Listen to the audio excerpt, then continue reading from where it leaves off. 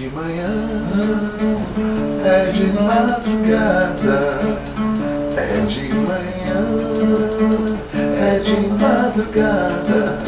Vamos tirar leite e cebola da vaca maiada.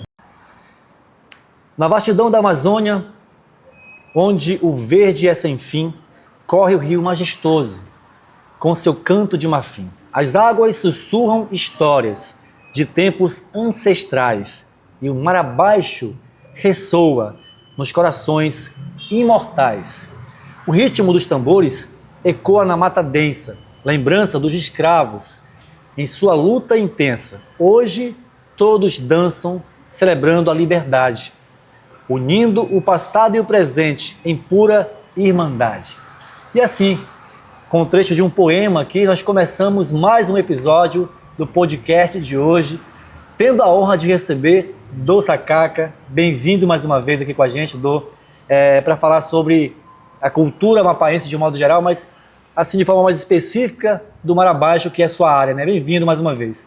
Muito obrigado pelo convite, me senti honrado estar tendo a oportunidade de divulgar nosso trabalho, nossa cultura. Isso é muito importante para as pessoas terem conhecimento da essência, como é que funciona nos bastidores, porque a pessoa que constrói as caixas basicamente não aparece, mas não existe mar abaixo sem caixa. É verdade. Isso é muito importante. Inclusive temos aqui 2 caixas, daqui a pouquinho vamos aprofundar um pouco mais esse assunto. Com certeza. Que eu queria começar falando com o Dô Sacaca, que é filho, né, do nosso grande mestre Sacaca. Isso. Dô, em que momento você se viu entendendo, sentindo o que era o Mar Abaixo na sua história como homem do Mar Abaixo, digamos assim? Na verdade, isso aí começou muito cedo. A minha avó era Joaquina Tacacá. Então ela frequentava muito a roda de Mar Abaixo, ela cantava, ela dançava. Então quem ia com ela era eu. Eu me lembro bem que quando ela chegava assim, próximo do Mar Abaixo, que ela começava a ouvir o toque das caixas, ela já não se segurava, ela já saía cantando na rua e dançando, e chegava lá, era uma alegria só. Então isso aí eu fui prestando atenção nessas coisas, isso aí acabou me interessando. Meu pai também, que fazia a caixa de Mar Abaixo, era eu que ajudava ele, então essas coisas a gente foi se adaptando, conhecendo, e hoje em dia a gente trabalha nisso aí. Você ainda é criança, então, nesse contexto aí? Com certeza, eu ainda era criança, lá com 8, 9 anos, eu comecei a ver essas situações aí, e foi isso que começou a despertar em mim o interesse pelo Mar Abaixo, pela cultura e pela confecção de caixas de Mar Abaixo. Isso aqui na região de Macapá, em que local você nasceu?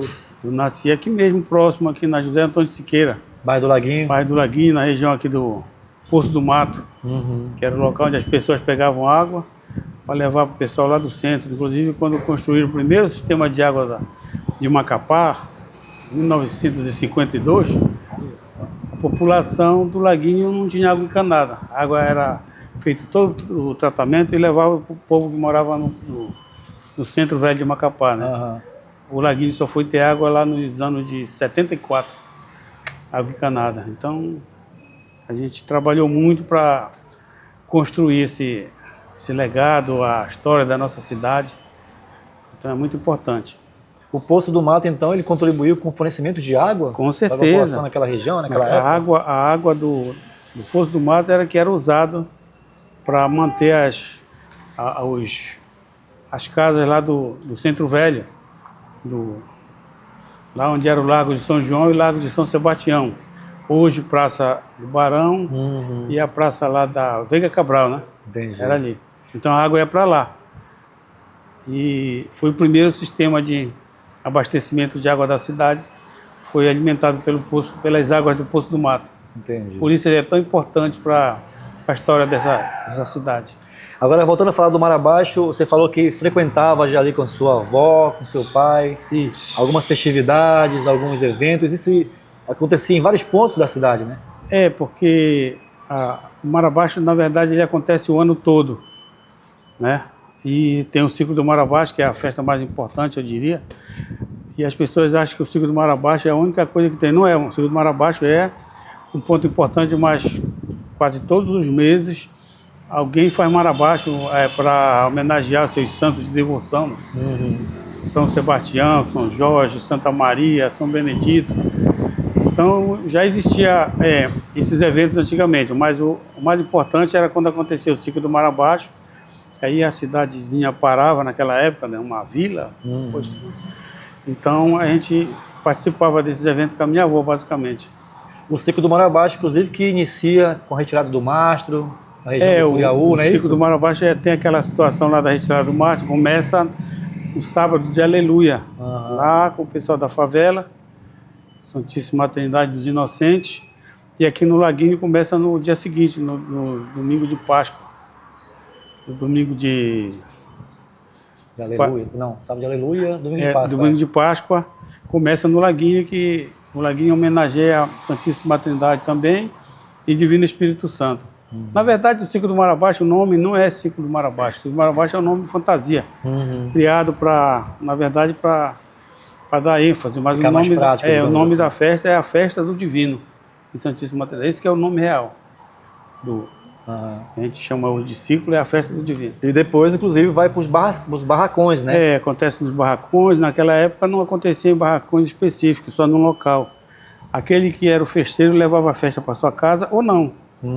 Se não quisesse, fazia em outro local, mas naquela época as pessoas gostavam de levar as festas para suas casas. Então, acontecia em casas diferentes, o ciclo do Mar Abaixo. Maravilha. E aí, em determinado momento, você começou, então, a fabricar a caixa de Mar Abaixo. É isso aqui, nós temos 2 caixas, né? Como é que começou essa história da fabricação de caixa de Mar Abaixo? Pois é, eu comecei, como eu já falei, eu aprendi com meu pai e eu observava também um cidadão que fazia caixa antigamente, ele que fazia para vender, o papai não fazia para vender, só fazia para nós. E ele fazia para vender o seu Sussuarana, Joaquim Sussuarana, ali próximo da sede dos escoteiros. Então, às vezes eu ficava lá observando ele, fazendo também, né? Então eu comecei a me adaptar, a conhecer isso aí através do meu pai e dele, o seu Joaquim Sussuarana. E eu também comecei a fazer, mas não vendia. Entendi. Mas chegou um momento que eu percebi que existia um grande espaço ali, não tinha quem fizesse caixa, e eu comecei a fazer. E hoje eu vivo muito ocupado por conta disso, graças a Deus. Aí eu fico pensando, e se eu não tivesse começado a fabricar caixa também para vender, a situação seria pior ainda, né? Porque existe aqui na cidade, o Pedro Bolão, lá no Curiaú, né? Lá no Mazagão até que tem mais pessoas que fabricam instrumentos, porque a gente não fabrica só caixa de Mar Abaixo. Eu, por exemplo, fabrico outros instrumentos de percussão, inclusive instrumentos para a escola de samba eu também fabrico. Mas não tinha essa mão de obra. Então a gente começou a fazer por conta da necessidade. E na verdade a gente fica feliz, porque quando eu assisto um grupo de Mar Abaixo, eu sempre me sinto presente lá, porque dificilmente algum grupo não tem uma caixa que eu ajudei a fazer, né? Porque hoje você passou então a fornecer esse instrumento, isso, que a procura é grande, não só de grupos locais, sim, mas de outras partes do Brasil, é isso? Do Brasil também, eu já mandei várias caixas para o Rio de Janeiro, para Minas Gerais, São Paulo, Recife, Belém, tem um negócio lá, um projeto chamado, parece que sei o que, do Pavulagem lá, sim, acho que é Arraial. Sim. Então lá eles usam também instrumentos de percussão e algumas pessoas do Pará vêm aqui pegar essas caixas para levar para lá, para participar desse evento. Maravilha, hein? Com certeza. Aqui, qual é a diferença, eu queria que você falasse para a gente qual é a diferença de uma caixa para outra, o som? Pois é, Pode essa falar? caixa aqui, ela é de zinco. É que é mais procurada, é mais fácil de vender porque é mais barato. Essa aqui é de tronco cavado, essa aqui ela dá uma mão de obra danada para fazer. Dá mais trabalho. Tem que pegar o tronco, trabalhar ele primeiro, cavar, fazer todo o serviço por fora, lixar, então dá muito trabalho. Mas a recompensa é melhor, porque esse som dessa caixa aqui, de madeira, é melhor do que essa aqui de zinco. É mais fechado o som do zinco, mas a madeira realmente ela produz uma acústica bem melhor do que o zinco.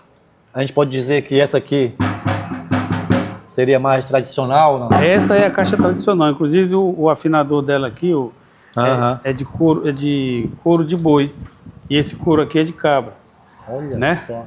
Essa aqui não, o afinador dela já é moderno. É um barbante. É um barbante que já facilita mais para a gente encontrar, porque até para encontrar esse couro de boi aqui para fazer esses afinadores já é mais difícil. Entendi. Então, a caixa tradicional, ela perdeu um pouco da sua característica por conta dos materiais que a gente não encontra. Por exemplo, a gente ia na beira da praia encontrar tronco de madeira que vinha boiando, a gente levava lá, serrava os pedaços e trazia para fazer. Entendi. E agora não tem mais, então a gente faz de zinco e faz também com essas caixas de tomate aqui, a gente faz caixa também com material reciclado. Eu queria entender essa parte que você falou da retirada de tronco no Rio Amazonas. A gente pode fazer uma caixa de marabaixo com o tronco de uma árvore? Isso? É com isso que se faz. Mas essa aqui Essa aí é de um tronco. Ela não tem nenhuma emenda. Ela é um tronco que foi cavado. Então dá uma mão de obra Você vai danada. cavando por dentro. Dá muito Dias trabalho. de trabalho aí, mais ou menos? Sim. Quanto tempo leva para fazer uma caixa dessa? Essa aqui, hoje em dia, a gente já tem um torno. Mas ainda assim dá trabalho. Naquela época a gente passava 8, 9 dias só para cavar, para deixar ela ainda corria o risco maior de repente, tentando cavar, se rachar, Furava. perdia a peça toda. Então é muito trabalho. Uma caixa dessa hoje ela é vendida por quanto? Em uma faixa de 700, 800 reais, uma dessa aí. Essa aqui é tradicional, né? Por Da mão de obra que dá trabalho. todinho, Essa aqui é mais barata. uma faixa de 200, 250, a gente encontra essa daqui. E ela é encontrada aqui na região da UNA, da União dos Negros? da Tem a Amapá? loja aqui da UNA que está vendendo esse material, né? Aqui dentro. Tem também lá na minha casa lá e tem lá no Curiaú, o pessoal do Bolão. E quem quiser comprar uma marca tradicional, provavelmente vai encontrar lá no Mazagão. Com várias pessoas parceiros nossos, inclusive, que trabalham essas caixas de madeira lá. Hoje são os únicos locais, né, isso, de fabricação da caixa de marabaixo, inclusive da caixa tradicional, né? Com certeza. Esses 3 pontos, né? É. Curiaú, que é o Pedro Bolão, você aqui no Laguinho. Algumas E na região do comunidades Mazagão? ainda tem algumas pessoas que fazem, mas não fazem para vender. Fazem também só mesmo para uso da comunidade lá. Entendi. Porque, na verdade, para fazer caixa para vender, é preciso a pessoa ter uma estrutura. Não é só saber. Tem que ter várias máquinas, furadeiras, lixadeira, tudo isso, porque senão a gente vai passar mais tempo para fazer uma caixa. Entendi. Então exige um monte de ferramenta que muitas das vezes a pessoa não tem, sabe fazer. Mas aí para fazer uma, as pessoas conseguem, 2. Mas na hora de fazer muita, como agora aconteceu, de setembro para cá eu entreguei 76 caixas. Gente. Ainda tem mais encomenda lá. Para cá, para a UNA, para o projeto, né, do Mulheres na Percussão. Sim, sim. Teve um que foi para as comunidades também. Então tudo isso foi uma mão de obra muito grande que eu tive agora, principalmente agora, a partir de setembro. Mesmo 77 caixas de marabaixo. Foi. Mesmo a gente está se preparado com algumas coisas, mas aí a demanda é muito grande, porque todo mundo, o encontro dos tambores está acontecendo, aí os grupos querem, as pessoas verem os outros tocando, são influenciados, querem também a caixa. Nós temos um grupo de criança, né? Marabaixo do Arthur Sacaca. Sim, que é seu filho, né? Que desde 2007 a gente está... Na verdade, o trabalho do Marabaixo do Arthur não é um grupo, é um projeto que traz a questão da história do Marabaixo. A gente conta para as crianças como é que acontece, por quê, de onde veio, para onde vai, fala das caixas e principalmente a gente prepara. A maioria dos grupos daqui de Macapá tem crianças que foram preparadas no Marabaixo do Arthur. Vocês ensinam, digamos assim, tocar, cantar, caixa, dançar, e conta também a história que é para eles chegar lá na frente e saberem falar o que significa. Não é só uma dança. Repassando a cultura, isso, né? Cultura de uma maneira geral. Né? Isso. Agora sim, a gente fala muito do marabaixo, do batuque. Tem distinção aí, tem diferença grande de um toque para o outro, é? O batuque até, por exemplo, o marabaixo a gente chama de ladrão. E o batuque é bandaia. O batuque é tocado com tambores diferentes, que são tocados com a mão. São mais compridos, né? São tambores, pandeiros. Alguns grupos usam pó de chuva, usa aquele afoxé lá, ou mesmo aquele outro que sacode. E o marabaixo não, são as caixas. E alguns grupos também já começaram a usar essa questão do pó de chuva também. Entendi. Algumas comunidades. Perfeito. Como é que tu avalia hoje a questão do toque do marabaixo, de um modo geral, das apresentações? Tem evoluído? Eu pergunto assim, porque quem tocava antigamente eram os mais tradicionais, né? Sim, sim. Tu acha que houve alguma mudança, tem se mantido? Muita gente fala que ficou um pouco mais rápido. Como é que você avalia? Alguns grupos eles têm essa tendência de tocar mais rápido, eu particularmente eu não acho muito legal, principalmente se colocarem muitas caixas. Porque o marabaixo ele é basicamente, no máximo 4 caixas.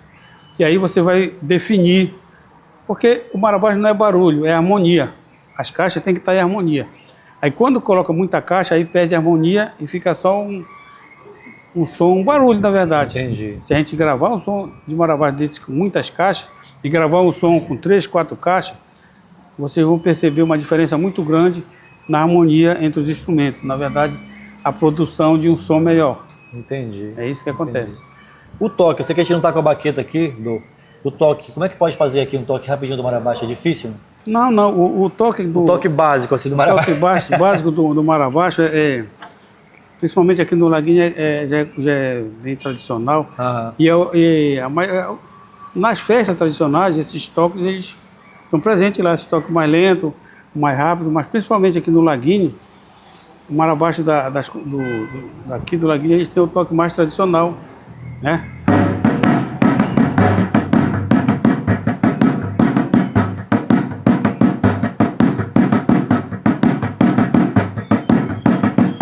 Você observa que aqui nesse toque tem uma marcação. Tum, tum. Pois é. E quando toca rápido não tem isso. Leva direto e a gente não consegue identificar muito. Eu particularmente não acho muito legal. Mas enfim, as pessoas gostam e estão fazendo e está dando certo também. Há uma situação, de certo modo a gente pode avaliar, né, que essa é uma evolução, digamos assim, né? Com certeza. Dos novos vão marabaixeiros, chegando, né? Aí vão trazendo algumas inovações que são válidas, né? Aham. Mas é importante também falar que essas inovações elas acontecem em apresentações. Certo. Aqui na UNA, na Expofeira, seja lá onde tiver um evento, principalmente promovido pelo Estado, Algum turismo, por algum exemplo. turismo da Prefeitura, aí vai um grupo e eles chegam lá e vão inovar, fazer aquilo que eles acham que está bonito para impressionar as pessoas que estão assistindo. Isso é muito bom. Agora, geralmente nos barracões, onde acontece os marabaixos tradicionais, com as homenagens, os devotos dos santos, eles vão fazer normalmente o toque tradicional. Então, na verdade, está caminhando junto. Entendi. O toque mais rápido, mais acelerado e o toque tradicional, que acontece nas festas tradicionais também de Marabaixo. E essa informação de que existe uma diferença na batida, no toque, de uma comunidade para outra, é verdade isso? Existe sim, porque, por exemplo, lá no Mazagão é um jeito, Laguinho, Favela, mas assim, são básicas as comunidades mais antigas que têm essas tradições. Aquelas que começaram a fazer Marabaixo recentemente, elas se adaptaram a algum desses aí, né? Ou eles ficam igual o Laguinho, igual a Favela, ou igual o Maruanu, o Mazagão, então existe sim essa diferença. Bacana. E a gente está tendo a oportunidade agora, né, no encontro dos tambores, né, aí fazendo uma grande, digamos assim, homenagem, lembrança da importância do Zumbi de Palmares para a comunidade negra do Amapá e do Brasil, aqui na União dos Negros do Amapá, né? Você tem participado? Como é que você tem avaliado? Todos os dias eu venho Aham. participar aqui, eu fico muito feliz com o que está acontecendo. Zumbi, um grande rei, uma grande liderança, e tem os nossos heróis aqui do estado também, as pessoas que carregaram essa bandeira lá atrás, que são muito importantes, que também não pode ser esquecidas. Então, ontem mesmo, no aniversário da UNA, né, algumas personalidades foram homenageadas com muita justiça, porque é importante a gente saber que o que está acontecendo agora é porque alguém lá atrás começou e resistiu, porque principalmente a questão do Marabaixo é preciso ter coragem, é preciso resistir mesmo, porque as tentativas de acabar com o Marabaixo foram muitas, ainda existe, mas hoje já está bem mais tranquilo da gente trabalhar, mas antigamente era muito complicado. Já houve casos de tentativa de extinguir o Marabaixo? Olha, isso era o que eles queriam, né? Primeiro eles transferiram de lá, tiraram de lá onde acontecia, mandaram para os campos do Laguinho, que não tinha nenhuma estrutura, era campo. Então as pessoas vieram morar para cá, esse local que não tinha nada na época. Então a intenção era realmente enfraquecer a questão do Marabaixo. Só que não deu certo, ao invés de enfraquecer, ficou mais forte. Ficou mais forte, o Laguinho se tornou referência e a favela também. É o berço da E nossa outros cultura, né? Eu estou falando mais aqui do nosso município, né? Certo. Mas nós não podemos esquecer do Mazagão, que as informações que a gente tem que foi de lá que tudo começou. Então, Mazagão, Maruanu, a tradição, por exemplo, no Igarapé do Lago é mais de batuque.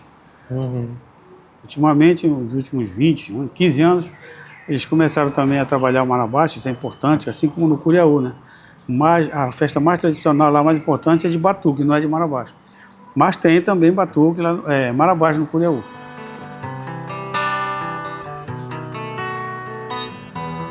Quando eu disser que estou partindo, você pode acreditar que o meu coração navega nos rios. Mas ela é feita assim, ó. Que a minha canção voa por aqui. Eu sou essas margens dos rios que nos levam. Eu sou da Amazônia. Essa parte aqui. Fim de tarde nessas águas. Vou te contar um. Vou lembrando de você. Seus olhos são paisagens que eu nunca vou esquecer.